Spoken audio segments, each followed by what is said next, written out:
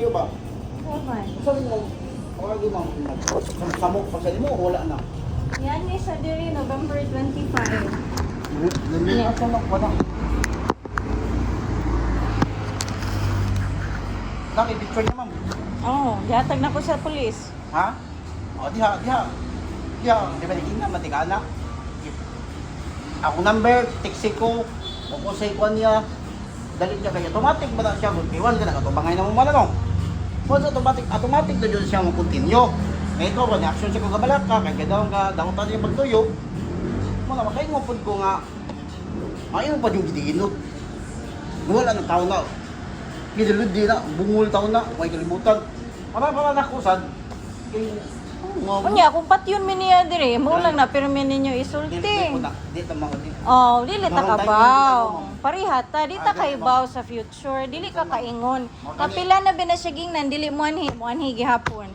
Nagpasabot lang na siya, sir, nga gahi jud siya ulo. Dili jud siya mahadlok og balaod. Mao na.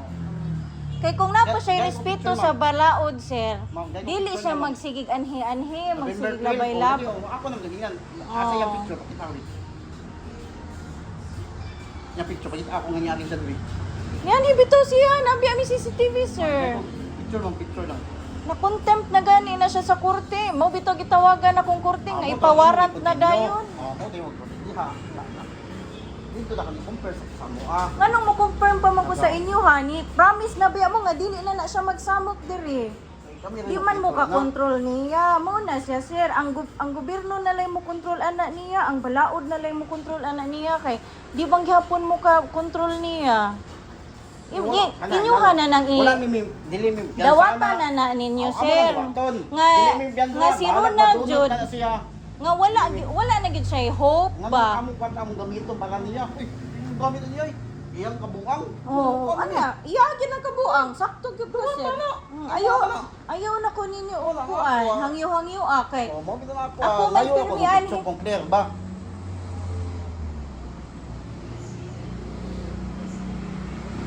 Asa to akong gipa-print, magito na ako gihatag na ko sa abogado. Basta ni Ari siya dire. Gihatag na ko ni kaila ka ni Liza ang inyuhang kuan kanang anak ni Brad Edgar. Siya akong gipasahan ato nga picture nga mao ba ni ang naong ni Ronald karon? Siya ba ni ang naglabay-labay diri sa tindahan? Kumpul ko na naman ngayon kung picture ang Pangutan na si Liza ka kay naa niya ang picture.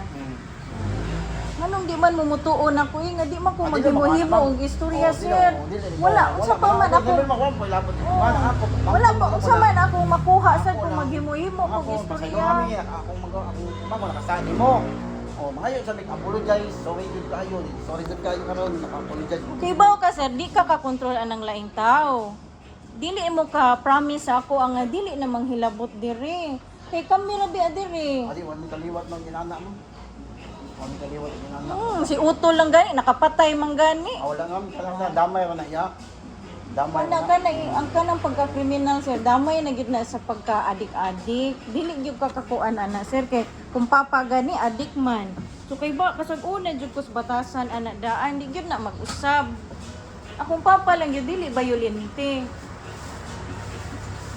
Kana si Ronald mo anhira diri mag-wild mabunugan ta diri. Sa una ba akong number kontak ako. Usay kuan.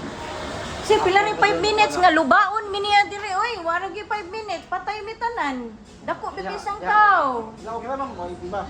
Ngayon lang ang picture ato. Giatubang ti ka karon kay naluoy ko nimo. Wala ko naluoy niya, pasag dito. Oh, Kanang tao nga walay respeto sa balaod no, ug respeto sa gobyerno patilawa. Basi nagtuo siya ba nga ang kanang compare ko sa mo ha. ang korte ug ang warat ug mga